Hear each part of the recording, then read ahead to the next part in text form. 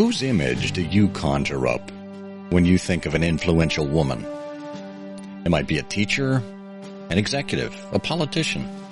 It might even be your own mother. Now, we don't often stop to think about the powerful place women hold in our society, particularly at a time when they still have to struggle to achieve fair treatment in many areas of that society. But their ability to call attention to issues that matter to all of us is something that has deep roots. For half a century, Sarah Josepha Hale was the most influential woman in America. As editor of Godey's Ladies' Book, Hale was the leading cultural arbiter for the growing nation. Women and many men turned to her for advice on what to read, what to cook, how to behave, and most importantly, what to think. 20 years before the Declaration of Women's Rights in Seneca Falls, New York, Sarah Josepha Hale used her own powerful pen to promote women's right to an education, to work, and to manage their own money. There's hardly an aspect of 19th century culture in which Hale did not figure prominently as a pathbreaker. She was one of the first editors to promote American authors writing on American themes. Her stamp of approval advanced the reputations of such authors as Edgar Allan Poe, Harriet Beecher Stowe, and Nathaniel Hawthorne. Her accomplishments were impressive, even by today's standards. She wrote the first anti-slavery novel. She compiled the first women's history book, and she penned the most recognizable verse in the English language, Mary Had a Little Lamb. Americans' favorite holiday, Thanksgiving, wouldn't exist without Hale. She conducted a decades-long campaign to make it happen, and Abraham Lincoln took her up on her suggestion in 1863 and proclaimed the first national Thanksgiving. Most of the women's equity issues that Hale championed have been achieved, or nearly so. But women's roles in the domestic sphere are arguably less valued today than in Hale's era. Her beliefs about women's obligations to family and moral leadership, and the education of women for work outside of the home, were an important part of her identity.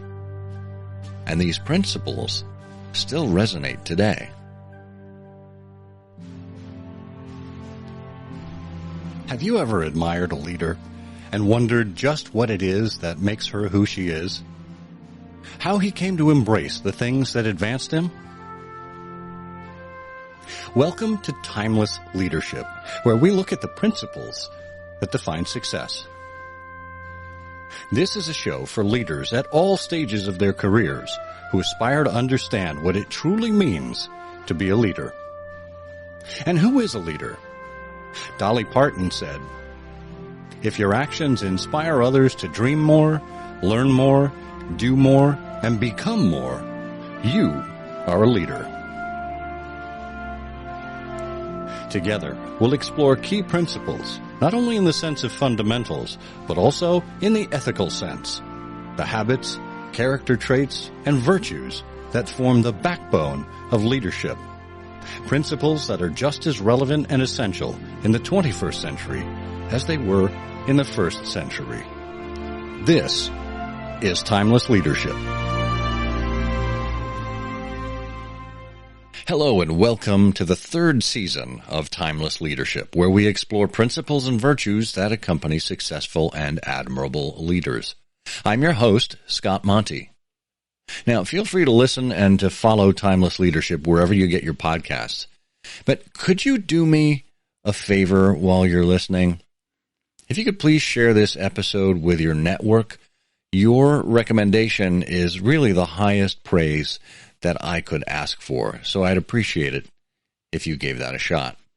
And I hope by now that you subscribe to the Timeless and Timely newsletter. That's where I regularly write about leadership and communication with a lens on history and literature. And you can find a link to that in the show notes. The newsletter captures my thoughts on human nature and leadership in our ever-changing world. And it also provides some of the principles that I use in my speeches and my executive coaching services. If I can help you or your team, please email me at timeless@scottmonty.com. I'll put a link to that in the show notes as well. In this episode, we're going to be talking with author Melanie Kirkpatrick about Sarah Josepha Hale, one of the most influential women in the 19th century.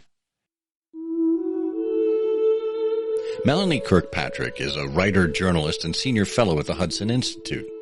She contributes reviews and commentary to various publications, including the opinion pages of the Wall Street Journal, for which she worked for 30 years. Melanie joined the Wall Street Journal in 1980, working as a copy editor on the overnight desk in Hong Kong. She rose to become the newspaper's op-ed editor, a member of the editorial board, and deputy editor of the newspaper's editorial pages. During her career at the Journal, she also oversaw the launch of OpinionJournal.com and other online products. She managed the editing and production of books published by the Journal and served as a member of the board of the Dow Jones Newspaper Fund. She received the 2001 Mary Morgan Hewitt Award for Women in Journalism from the Friends of the East-West Center in Honolulu. The award recognizes a journalist who has demonstrated commitment, hard work, and expanding influence throughout her career. Her books include Thanksgiving, The Holiday at the Heart of the American Experience, published in 2016, and Escape from North Korea, The Untold Story of Asia's Underground Railroad, published in 2012. And the book we're going to talk with her about today, Lady Editor, Sarah Josepha Hale, and the Making of the Modern American Woman. Melanie Kirkpatrick, welcome to Timeless Leadership. It's wonderful to be with you, Scott. Thanks for having me. You're welcome. So, Sarah Josepha Hale, first of all, it's not a name that rolls off the tongue, nor is it a household name yet. You think about some of the women in American history that every school child knows, Betsy Ross, Susan B. Anthony, Dolly Madison, Abigail Adams, Harriet Tubman, Harriet Beecher Stowe. And yet, Sarah Josepha Hale, I think, eclipses all of them. Why don't we know more about her as fluidly as we know about the others? She's certainly, with the exception of Betsy Ross, I think she had an influence on all of the other women, a big influence on all the other women you mentioned, especially because of her dedication and promotion of education for women. Why don't we know her? Well, I think there are a couple of reasons. One is that late in life, she wrote about suffrage for women, and she was against it. She thought that women were of a higher moral order than men, and that politics was a dirty business. Who can argue with that?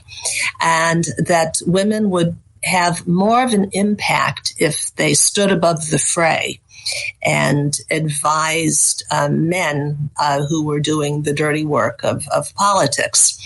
So, and she also was in her 70s and 80s by then, so maybe it was just a bridge too far. And in this respect, she was reflecting the views of the majority of American women who were against suffrage. Even until the end of the 19th century, it wasn't until early in the 20th century and that the idea really caught on in a big way. But that's one reason. Another reason is that Godey's Ladies book, her magazine, which was so immensely influential in the pre-Civil War and Civil War period, after her death, changed. And in the 80s, 90s, and it really became more trivial. And I think people probably forgot about the serious nature of the magazine when she led it. And finally, and this is a personal view, as a former lady editor myself, I don't think editors get their due sometimes, that readers don't realize how much influence the editor has in shaping public opinion. We think more about the people whose bylines we read than we think about the men and women behind them who are making the editorial decisions and shaping the views of the publication. So that is another reason I think she's not as well known today. Yeah, that makes perfect sense. And of course, as you well know, she would have preferred the term editress, right? Yes. She was very specific about some of the connotations of how women were viewed within their roles. I mean, she was very specific about gendered roles, and yet she viewed, I think, that men and women were intellectual equals. She acknowledged that men perhaps had superior physical strength, but acknowledged that women were just as clever and just as intelligent as men, and really wanted to give women the fair shake to get the same kind of education that men had. Yes, women's intellectual capabilities, she firmly believed and wrote about repeatedly, starting in the 1820s. They were equal, but they were not equal when it came to education. So this is why she was such a promoter of education for women. She also thought that there were certain professions where women probably were better suited than men, and one of them was teaching. When she started out in the 1820s as an editor, women were considered unfit to teach anybody except very, very young kids. You could teach a 5, 6, 7-year-old, but after that, it had to be a man. And she completely disagreed with that and conducted a campaign in the pages of her magazines to encourage women to become teachers. She also encouraged the establishment of normal schools, which are teaching colleges. And she wanted, there was a common school movement in that period to get children educated in every town across the expanding nation. And there certainly weren't enough men to fill those jobs. And so she pushed very hard for frontier towns, for example, to hire young women as teachers. Her thought was that they would teach for a few years and then probably get married and make way for another wave of young women to be teachers. Well, I mean, in some ways, she's really calling out the importance of women, not only in school teacher terms, but in homemaker terms as well. Because a lot of times when, certainly in the frontier towns, there weren't established schools. I mean, people were teaching from home. That's back when homeschooling was just the way it was done for many places.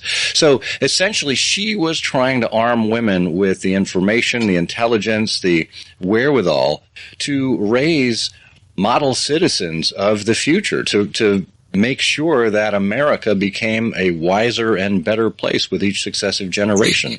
Yes, that's right, Scott. She was a very patriotic woman.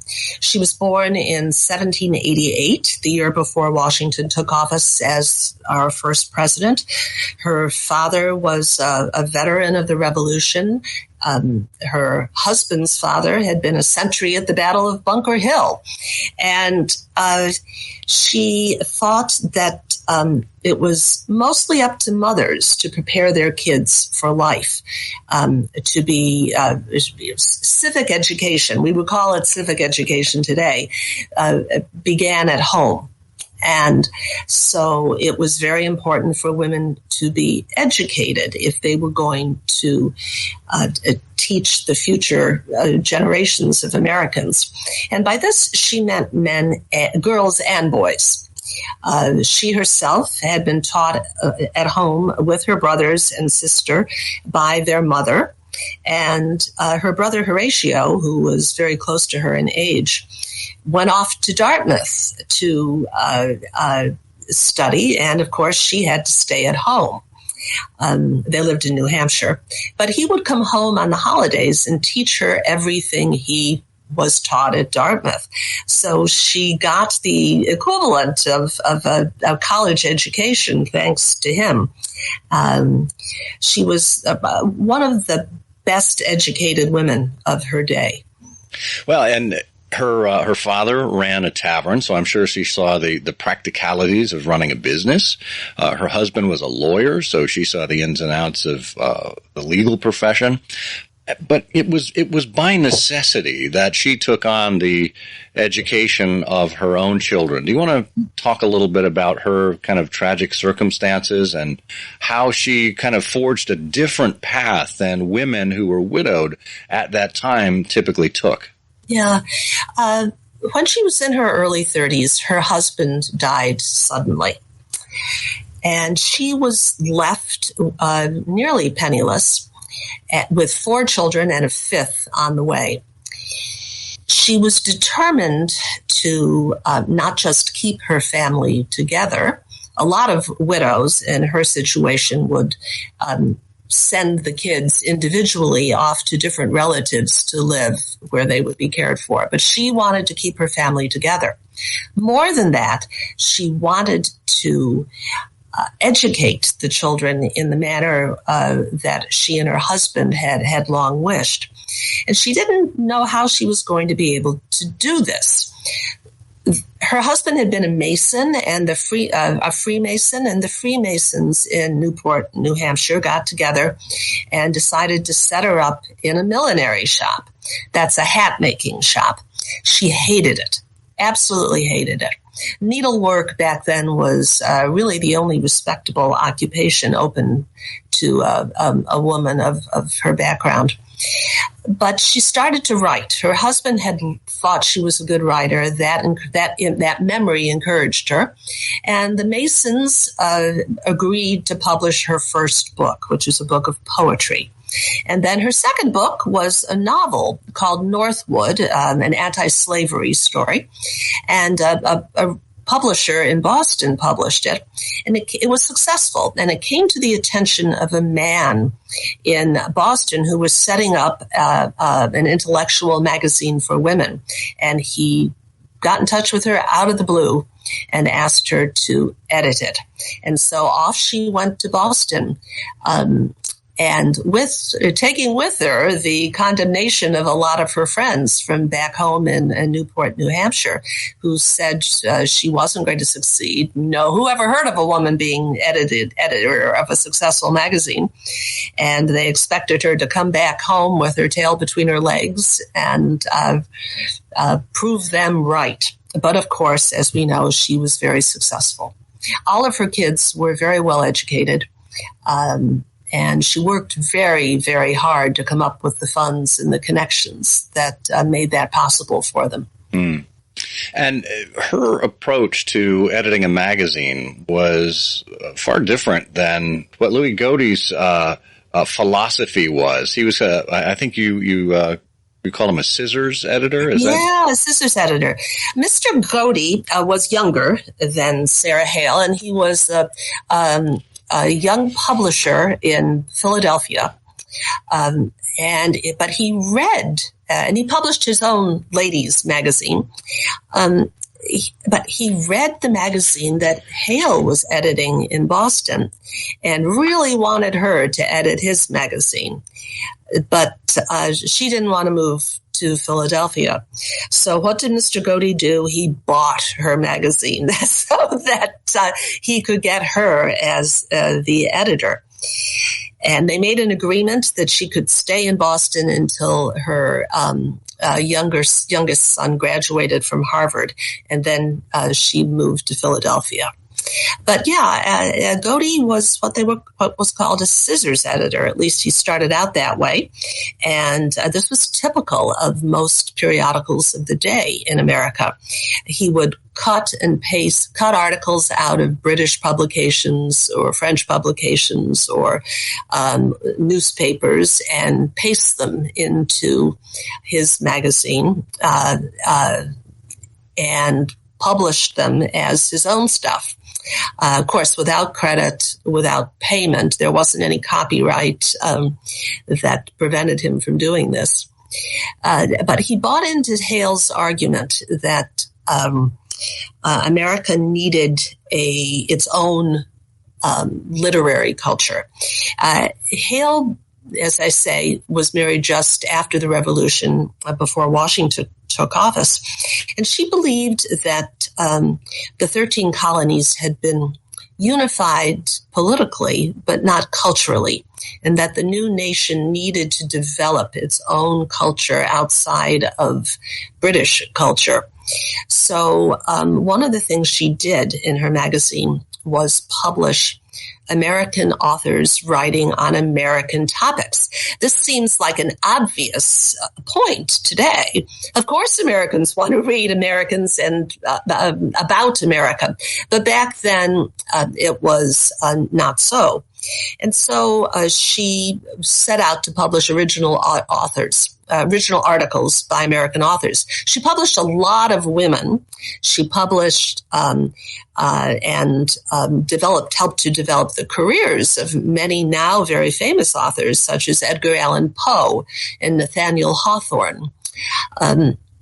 So her idea was that this common literature, poetry, short stories, would travelogues. Harriet Beecher Stowe wrote travelogues for Hale long before she was Harriet Beecher Stowe, 20 years before Uncle Tom's Cabin was published.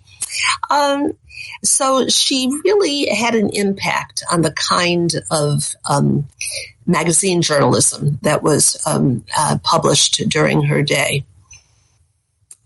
Now, you mentioned before that she was anti-suffrage, and similarly, her first novel was concerning slavery. And if we look at the solution that she proposed in the novel to slavery, and it was one of the solutions that was being bandied about at the time. This was the late 1820s, early 1830s or so, so certainly before the Civil War.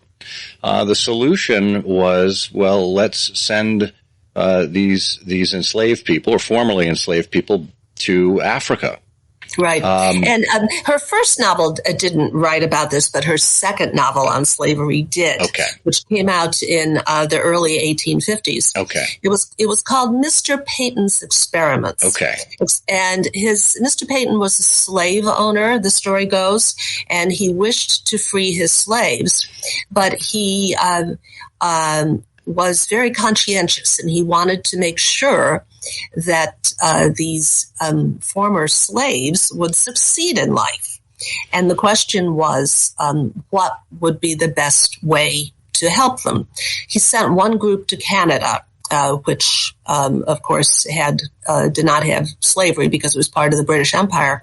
He sent another group to a city in America.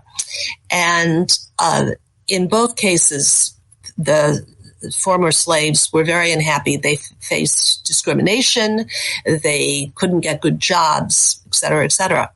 And finally, he set upon the solution of sending them to what is now Liberia, to Africa. And there they managed to succeed.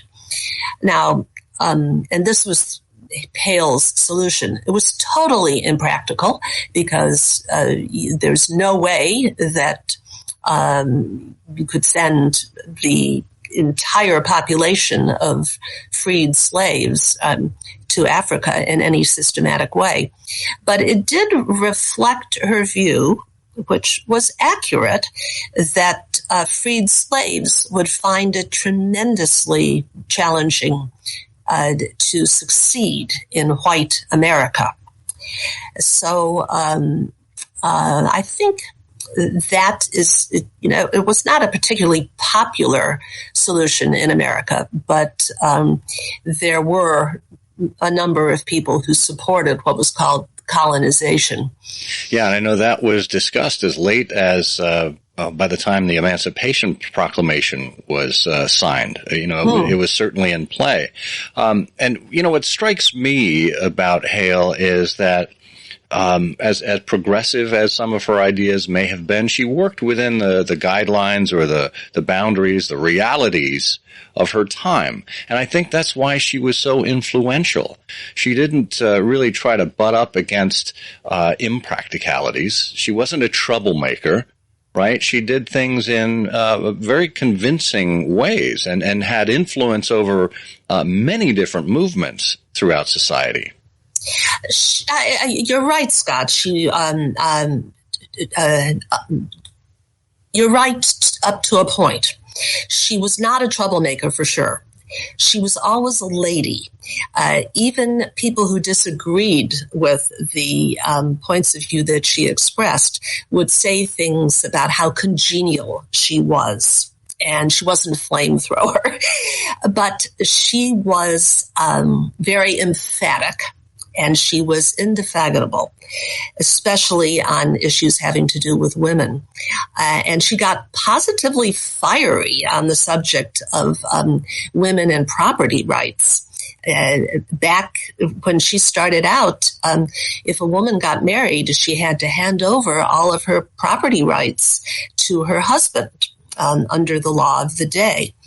And she thought that was outrageous and demeaning. And she wrote about that, as I say, very emphatically.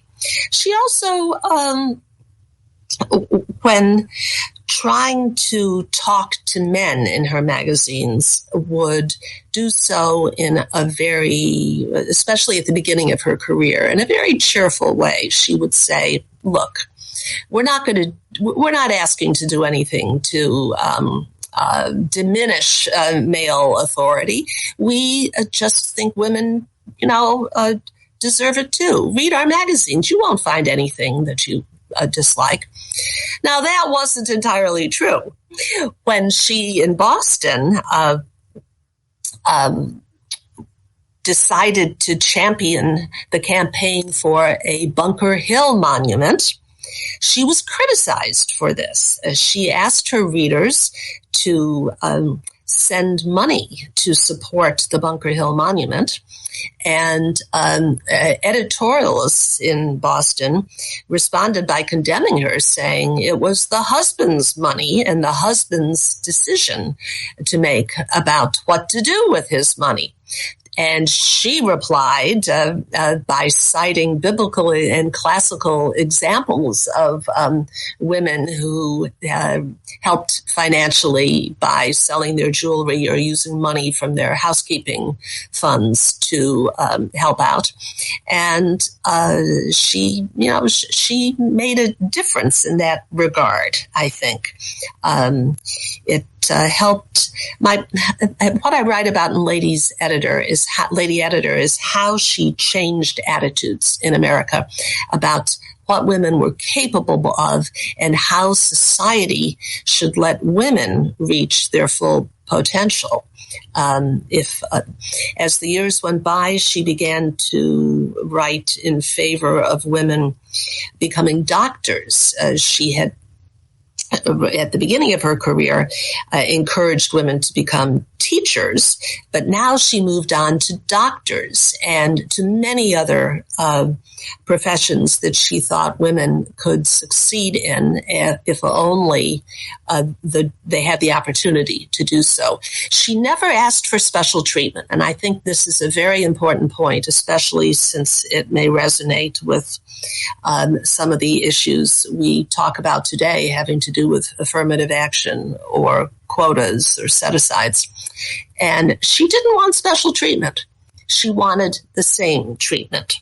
And when somebody complained about women not having the same salaries as men later in life, she said, well, it's up to you to get the credentials that put you on the same level as the men. So she was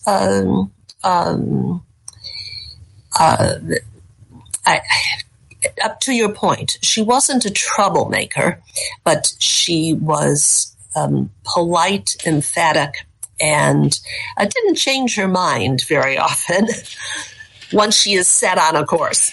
Yeah, and she didn't back down. No, she didn't. I mean, let's take an example that very well from your first book, and that is the origin of Thanksgiving as a national holiday. She spent 17 years campaigning to get this recognized as a national holiday.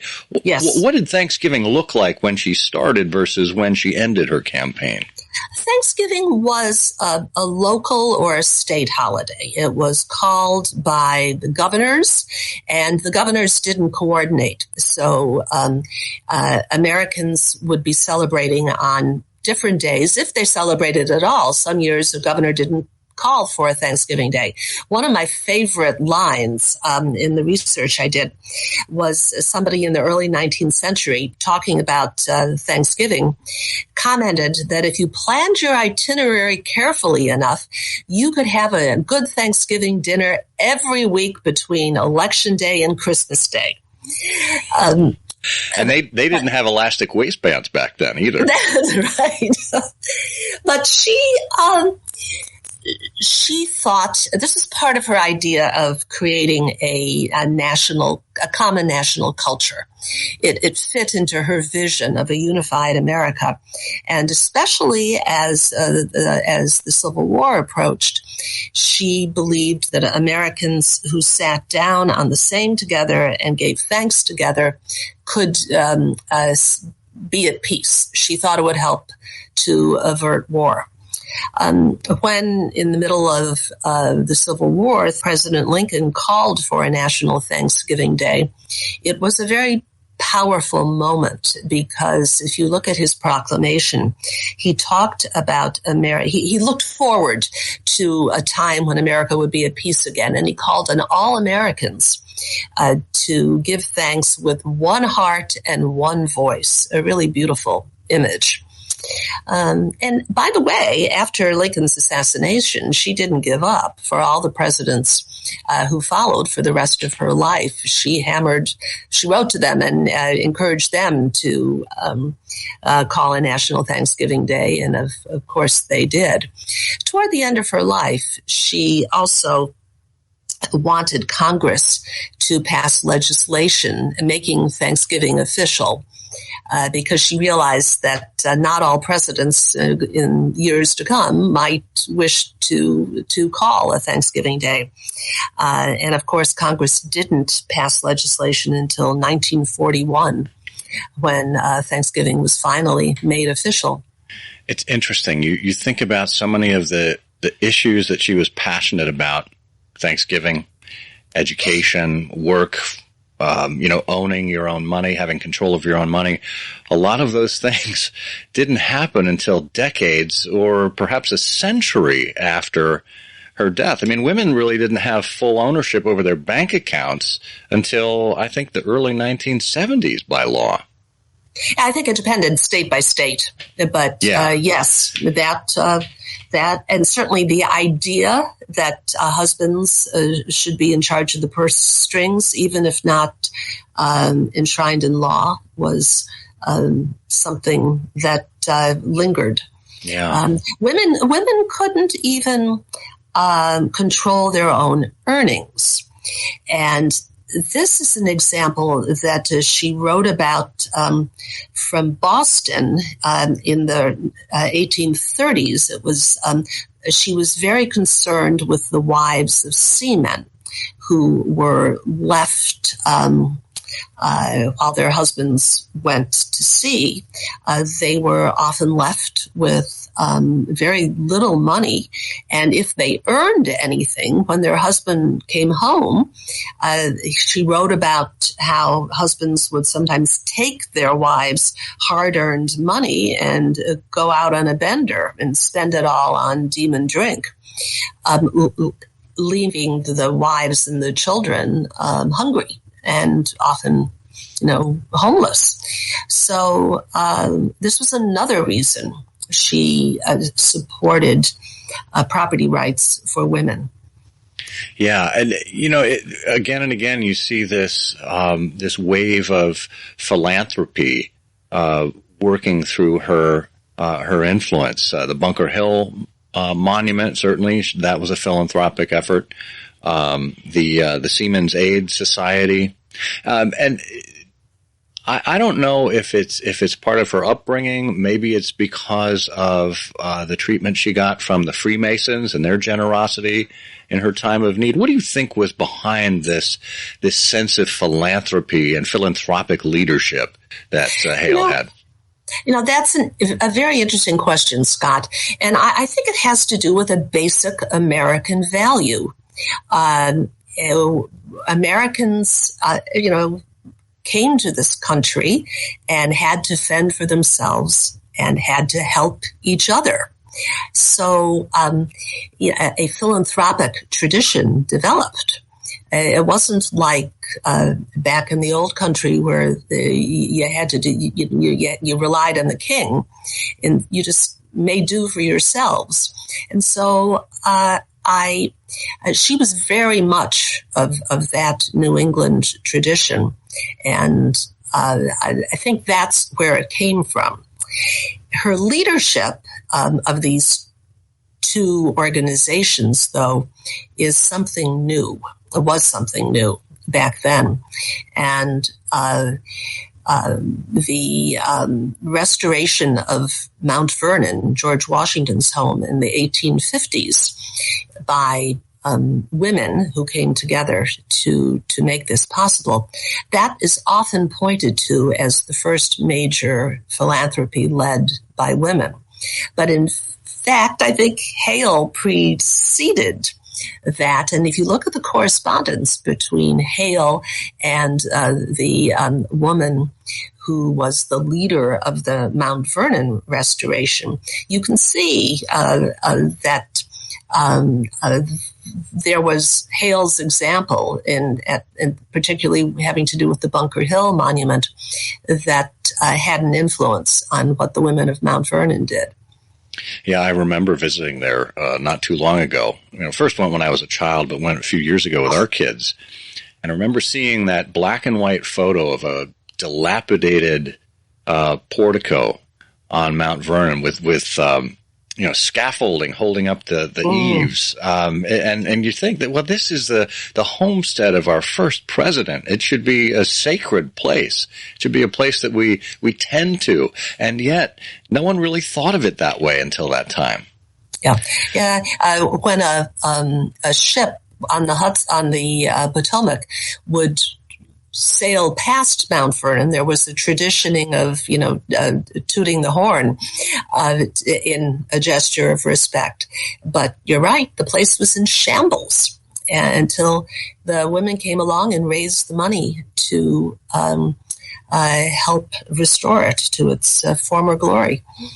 It's interesting. I'm thinking back to the remark you made a while ago about women's involvement with politics under Hale's vision.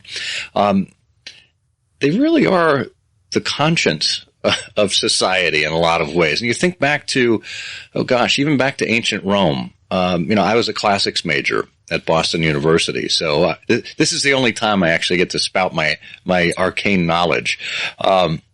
Women were the heart of so many of the households there. They actually controlled the purse strings.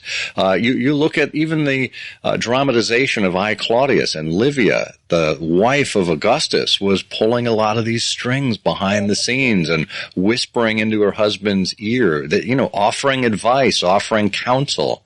It seems like Hale really picked up with that and really doubled down on that important role.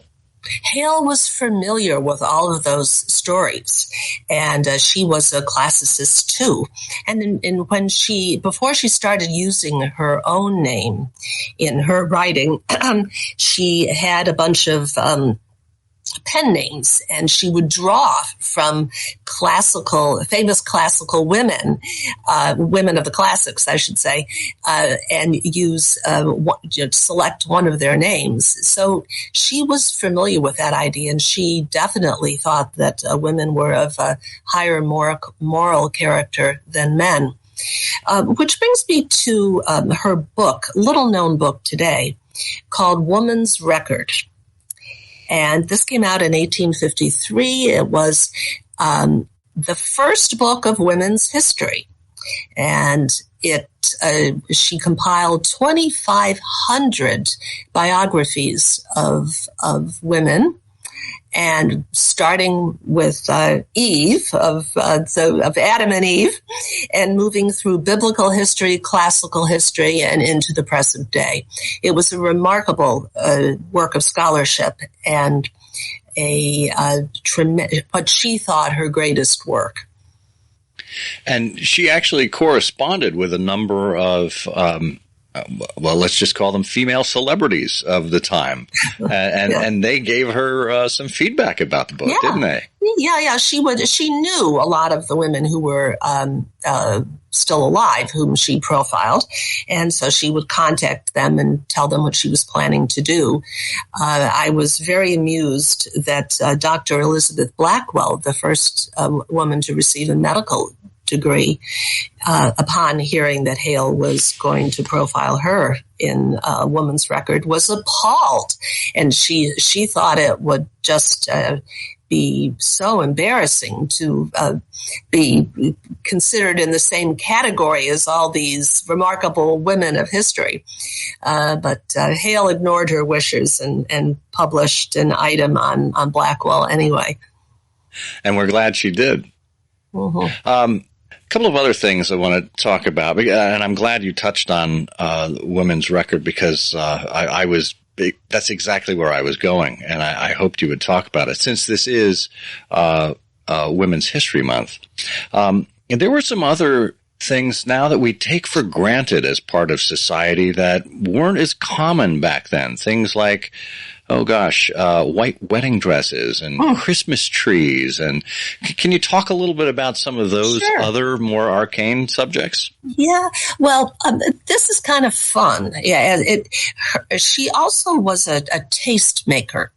And she used the pages of Godey's Ladies book to both teach her readers how to do things. Like, as I think I mentioned, she was the first editor to publish recipes. And she did that by asking her friends for recipes and publishing recipes from her own family as well. But she would promote things that caught her eye, such as the white wedding gown. She was a great fan of Queen Victoria, and Queen Victoria was married in white, which was unusual back then. She was married in 1840, I think. Hale wrote about it and then started publishing drawings of white wedding gowns and writing about white wedding gowns. And before you knew it, in the 1850s, the white wedding gown had become very popular. Similarly with the Christmas tree, that also could be traced back to Queen Victoria. Hale published a picture of Victoria and Albert and their kids standing around a Christmas tree at Windsor Palace. But she didn't, she adapted the picture. She didn't say that it was originally, when it was published in England, that it was originally Victor and Albert. Instead, she took the tiara off of Victoria's head and in a modern version of an old-fashioned version of photoshopping, and she eliminated Albert's whiskers because Hale hated whiskers on men, and just presented this as a drawing of a typical American family with their Christmas tree. And as I say, Christmas trees began to catch on. She did that with a lot of other things as well. Because the readership was so large, what she published had an influence on, a wider influence on society. This was, of course, after she died, but the Little House on the Prairie books by Laura Ingalls Wilder, who wrote them as memories of growing up on the prairies in the 1860s or so. And there's in one of the Little House books, there's an anecdote about the older sister going off to college, and Ma is making her wardrobe for her college years and doesn't know whether to make her dresses to fit around hoops or not. Are hoops coming back into style? She just doesn't know what to do. So what do? They go off and find a copy of Godey's Ladies Book, and that gives them the answer. That's amazing. And you spell this out so well in your book. You say Hale is what we would call today an opinion leader. She identified, examined, and publicized issues she thought her readers needed to know. She didn't just report on cultural attitudes. She helped shape them. I think that's a wonderful encapsulation of the kind of influence she had with her pen. And so, Melanie, as we kind of round the bend here, the whole concept of our show here is to kind of take these lessons from people from throughout history, lessons that we think are timeless. What do you think is the major takeaway for us about Sarah Josepha Hale and how we can apply it today? Here's a lesson for today. We talked a little bit about this earlier. She was very civil. She took on these very controversial topics, such as educating women. And she was persistent. She lined up her arguments, but she never was accusatory or vulgar or nasty. She wasn't a name caller. And I think that her belief in civil discourse is something that we could take a big lesson from today. No doubt. I mean, it sounds like she understood the power of the pen, that she was able to wield a lot of influence with it, but she also knew that it could be cutting as well, and she was careful not to kind of go that route. She was careful not to be accusatory. She wanted to draw people in. She was tough, and she was no wimp. She was tough, but she wanted to persuade her readers. I'll give you one more. There's so many examples, but one example of this is in the 1850s. She supported single women, being missionaries abroad. And the missionary societies of the Protestant denominations would have none of this. They wanted to send only married women overseas.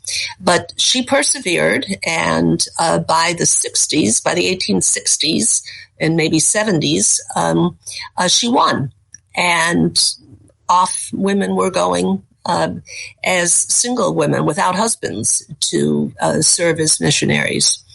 That's just one small example, but it was typical of the kind of approach that she took. A true lady in her approach, no doubt. Well, the book is Lady Editor, Sarah Josepha Hale and the Making of the Modern American Woman. The author is Melanie Kirkpatrick. Melanie, thank you so much for being with us on Timeless Leadership today. Thank you, Scott, and all the best. It was great fun talking to you about my favorite editor, my favorite editress.